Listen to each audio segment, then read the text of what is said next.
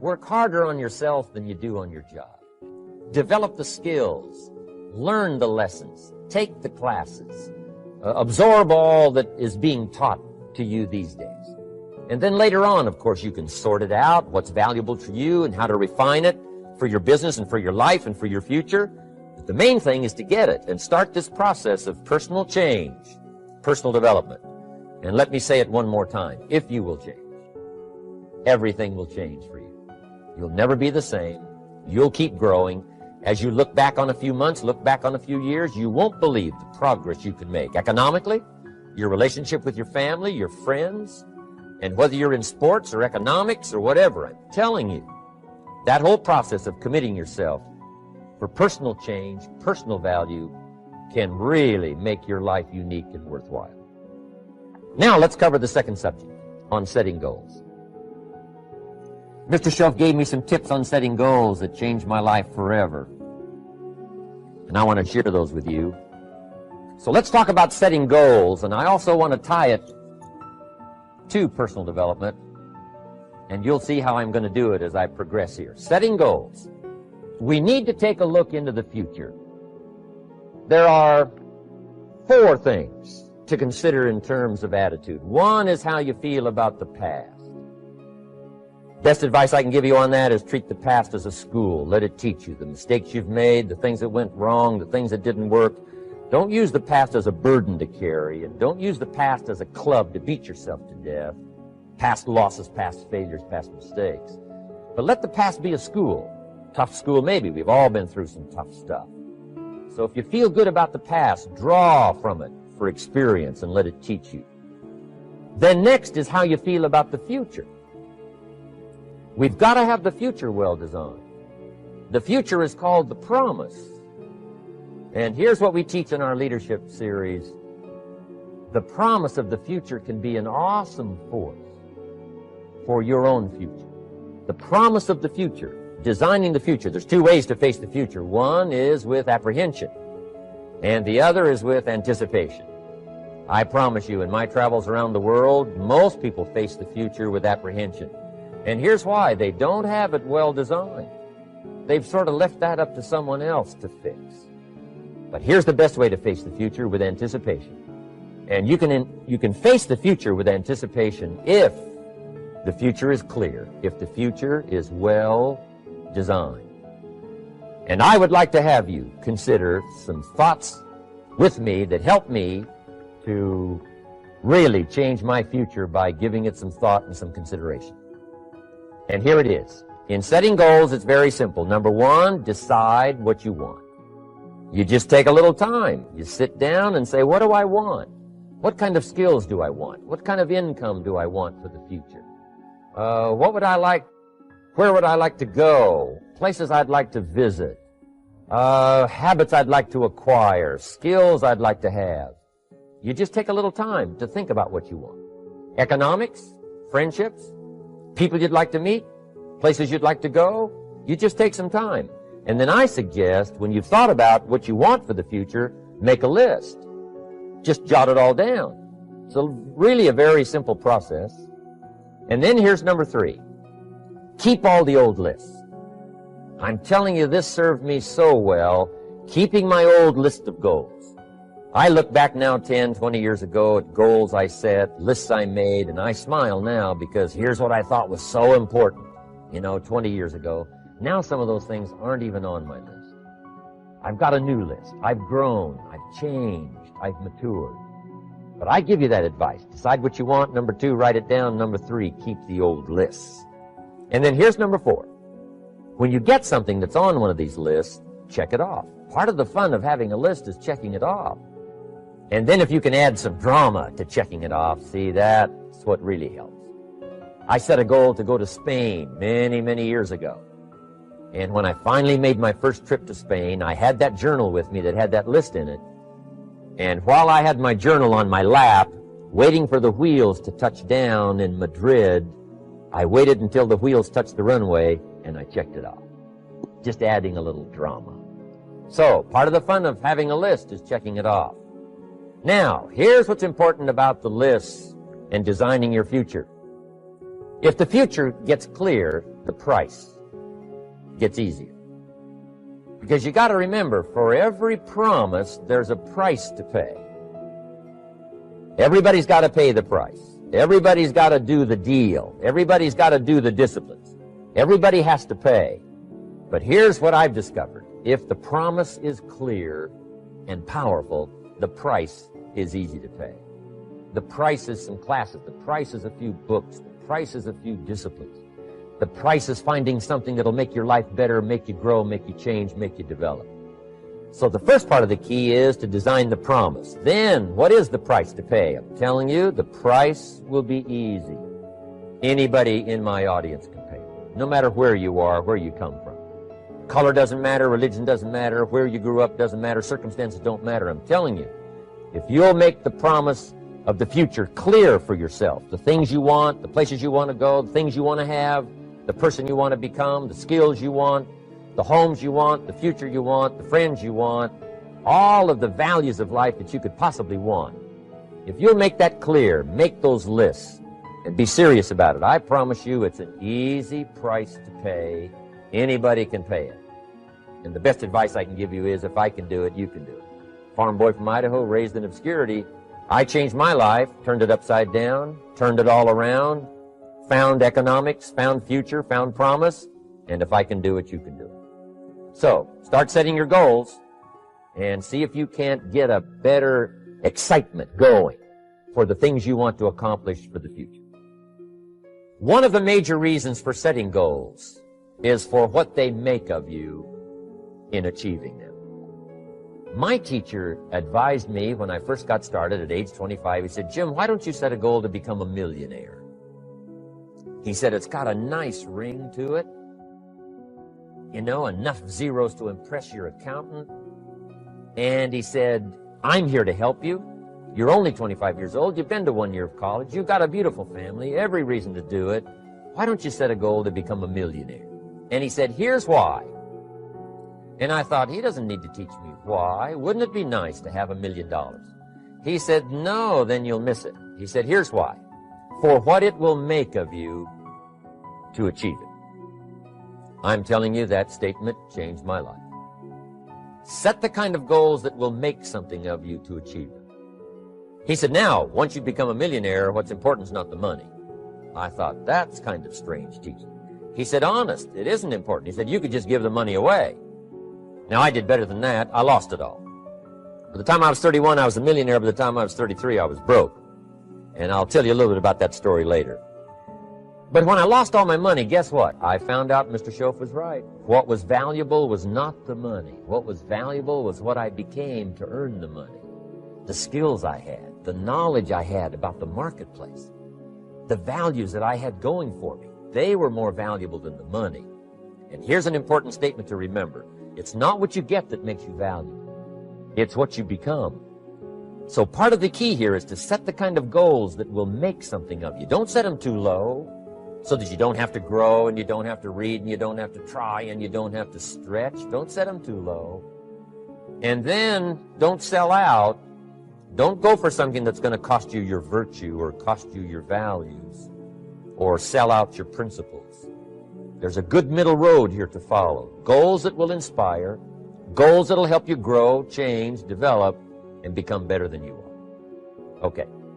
Now let's talk about financial independence. How to become rich by 40, 35 if you're extra bright, much sooner if you find an opportunity like I did. Let me show you how I did it. Financial independence.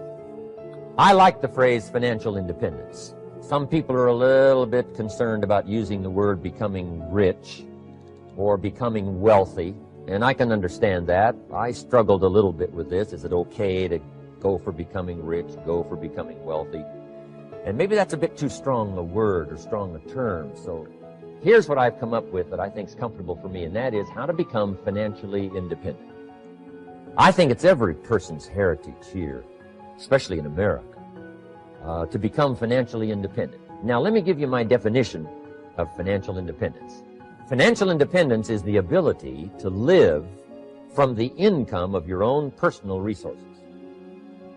Financial independence. Now it depends on how you want to live. If you need $2,000, $3,000 a month, if you need $4,000 or $5,000 a month, if you need $10,000 a month, some people may need, $100,000 a month. But whatever you would need to live, and you could earn that living from the income of your own personal resources, that's what I call financial freedom, financial independence.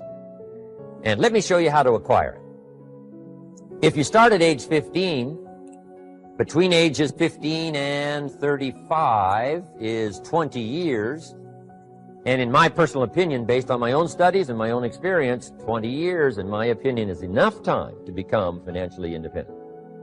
If you're not, you don't live in the wrong country. Probably what's happened is you have the wrong plan. And it's easy to be a nice person with the wrong plan. I found that when I was 25 years old. I was broke at age 25, and I was a nice guy. You would have liked me. But I'm telling you, my plans up until then, especially my financial plan, left me broke. I totally changed it the next 6 years, and I became financially independent. So I know what I'm talking about. It is possible in a reasonable amount of time, 15 to 35, whatever, 20 years time, enough time. You can do it in a much shorter period of time, like I did if you want to. But this is a reasonable enough time. But here's number one. First of all, you got to have the right philosophy. Philosophy is our ability to gather knowledge and sort through it and decide what's valuable. To develop a philosophy about life, a philosophy about our health, a philosophy about our family relationships, a philosophy about economics. And if you develop the right philosophy, that's what helps to set this sail, so that in 6 years it takes you where you want to go, instead of winding up like I did that first 6 years of my economics, broke, no money, empty bank account. The right philosophy. Now let me give you a couple of philosophies to consider. Here's the first one.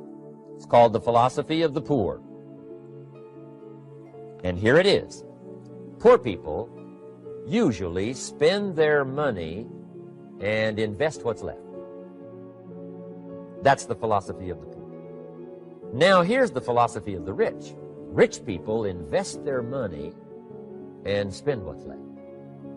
And here's the startling answer. It really doesn't matter what the amount is. What's most important is not the amount. What's really important is the philosophy. So I would ask you to adopt this philosophy of spending after you have invested. Invest first, then spend. And I've got a little formula that I'm going to share with you. Now, what should a child do with a dollar? I mean, there's a lot of debate going on, I'm sure, across the country on what a child should do with a dollar. Here's one opinion. It's only a child and it's only a dollar. What difference does it make? Well, in my opinion, it makes all the difference in the world. A person's economic future starts with a child with a dollar. Somebody says, oh, no, you're only young once. Let him spend it all. Well, when would you hope that would stop?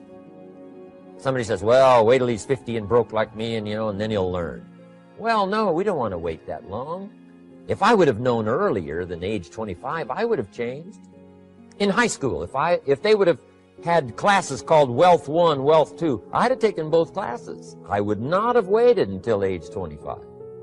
So, the earlier the better. So, what should a child do with a dollar? Here's the simple premise to begin with. Don't spend it all. And if a child wants to spend the whole dollar, you got to say, hey, don't spend it all. Don't spend it all. They'll say, why not? It's my dollar. I earned it. You say, I know you earned it, but don't spend it all. They'll still say, why not? Say, let me show you why not. So you put them in your car, take them to the other side of town, and show them where people live that spend the whole dollar. Just drive them around. Kids learn best by visual. Just drive around and say, would you like to live here? Kid says, no. Would you like to live like these people live? Kid says, no, no. Then you can't spend the whole dollar. So, kids will get the message. So, take them to the other side of town, show them around, unless you already live there, and then just show them around. Anyway, don't spend the whole dollar. Now, let me give you my best view of what to do with the dollar. And I promise you, if you started at age 15, now if you're over 15, right, you've still got plenty of time. You still got 20 years. If you're 30, you still got 20 years. I mean, you still got plenty of time to start what I'm about to share with you. What to do with a dollar. Here's my first bit of advice. Never spend more than 70 cents. Never spend more than 70 cents. Now, you got to pick some number, and the number you pick is going to be determined by your philosophy. It's going to be determined by what you've been taught or your experience teaching yourself. When I first met my teacher, Mr. Schoaf, I was at about 110% of each dollar. You know, I'm down at Budget Finance, hawking my furniture and my car one more time. And then I learned a whole better formula for financial independence. Number one, don't spend more than 70 cents. Now, kids say to me, well, okay, what do I do with the other 30 cents? And here's what I teach them. 10 cents for charity. Charity or church or helping people that can't help themselves. 10 cents to support worthy projects. Projects that you feel good about. 10 cents out of every dollar. It's called being generous with part of what you've taken out of society. Now, in my opinion, nothing teaches us character better than generosity. No class, no teacher, no book teaches character better than generosity. And the best time to start is when the amounts are small. And I know if kids learn these lessons well, they'll give a dime out of a dollar, help people that can't help themselves, support worthy projects. Or if you belong to a church, they teach tithe, piece of. That's very important. Now, because when the amounts get larger, sometimes it's a little more difficult. You know, giving 100,000 out of a million, someone says, oh, if I had a million, I'd give 100,000. I'm not sure. That's a lot of money. So the time to start is when the amounts are small. 10 cents out of the dollar. Okay, next 10 cents I call active capital. Active capital means do something to make a profit. Active capital. Set aside a portion of your income. Wages are okay, but I'm telling you, wages will make you a living. Profits will make you a fortune. So set aside part of your income as capital, called active capital. Any kind of project you can possibly think of, you can possibly come up with. I'm going to write a new book, I think, for kids. I think the title is going to be, Of Course Kids Should Pay Taxes. It's kind of an interesting title. In California, kids do pay taxes. When a child walks into 7-Eleven, buys something that costs $1, the proprietor says, give me 7 more pennies. And the child says, hey, what's these 7 pennies for? The proprietor says, that's the taxes. Kid says, well, hey, I'm only 8 years old. Proprietor says, congratulations, you're my youngest taxpayer. Give me the money. So in California, where I live, kids do pay taxes. Big question is, should they? And my book will answer that question. Of course, kids should pay taxes. Nothing is for free. If you want to ride your bicycle on the sidewalk instead of in the mud, you got to pay the 7 pennies. Nothing is free, so we all have to pay. So, 10 cents out of your living, out of the money you earn, set aside for capital. Capital to try your best to show a profit.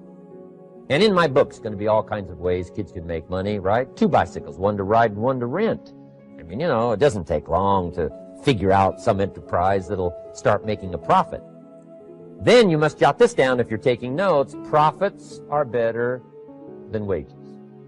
One, you can't usually start wages until you're about 16, 15, 16, but you can make a profit long before you're eligible to start earning wages.